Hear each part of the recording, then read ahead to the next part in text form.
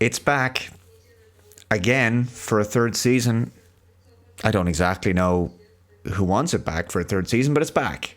Amazon has officially renewed The Lord of the Rings, Rings of Power for a third season. Yeah. Given the eye-watering amount of money Amazon paid to get the rights to make this series, it's hardly a surprise it's getting a third season. You know, sunk cost fallacy and all that. Even after the creative disasters of the previous two seasons, yeah, we're still going to get a third season. Just as a reminder, season 2 has an audience score on Rotten Tomatoes of 59%. Season 1, you may recall, just 38%. Yeah, not exactly great numbers. In fact, I would say not exactly numbers that would justify a third season renewal. Dear Lord. So I guess we're going to have another season of Guy Ladriel, girl boss, shield maiden, and all-round unrelatable, unlikable character. And also the one very convincing wig to rule them all Sauron guy. With their weird, awkward, contrived romantic connection that just doesn't really work and it's just so cringe and just flies in the face of Tolkien's continuity. But hey, let's be honest, did we really think this series was made because the showrunners and producers really felt they had a compelling and interesting story to tell based on an important era within the Middle-earth saga? Or was it just really a vanity project that made them look good and added to the Amazon Entertainment brand by associating with an iconic piece of classical literature? I'll let you decide in the comments below, dear viewer. So, let's take a look at this article about the third season renewal. This is from Hollywood Reporter. The Rings of Power officially renewed for season 3, plans major time jump. The Prime Video fantasy series begins filming this spring and shows Sauron beginning to craft the iconic One Ring. The Rings of Power is in pre-production, and filming of the hit fantasy drama, will begin this spring at the show's new production home at Shepperton Studios in the United Kingdom. Fans have been eagerly awaiting the renewal news. Eagerly? Okay. Since the show's second season finale aired in October. Oh, just bated breath. Cannot wait to see what's in store. The Hollywood Reporter can reveal the show is executing a major time jump going into the new episodes, with Sauron now crafting the iconic One Ring. Here is the exclusive logline. Jumping forward several years from the events of Season 2, Season 3 takes place at the height of the War of the Elves, and Sauron, as the Dark Lord, seeks to craft the One Ring that will give him the edge he needs to win the war and conquer all Middle-earth at last.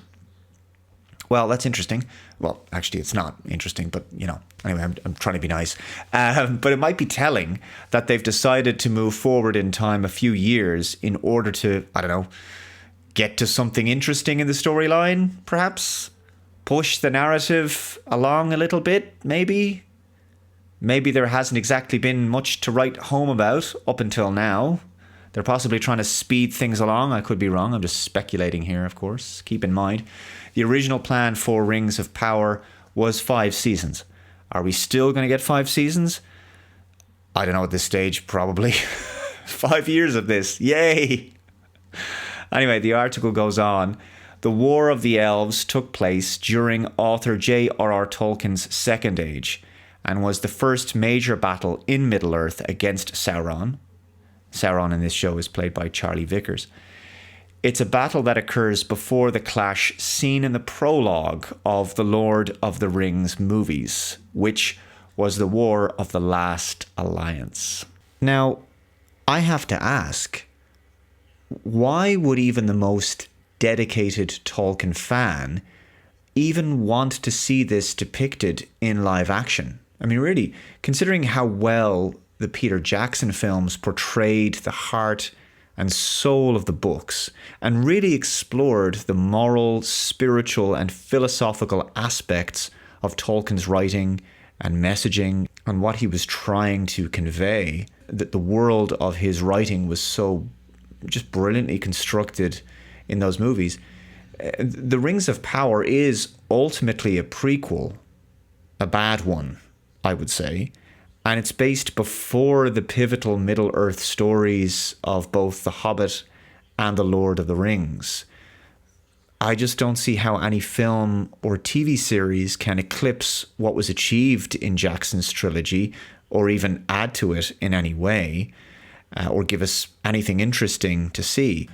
And those films hold up so well and are considered cinematic classics, and I think are probably the greatest trilogy ever produced. I don't think that's controversial to say. And this is why I just don't believe this show has any great reason for existing beyond providing Amazon Prime subscribers with content to consume and nothing more than that.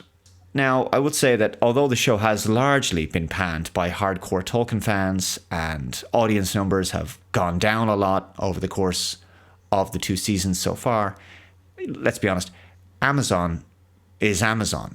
They have deep pockets. Well, that's pretty much an understatement.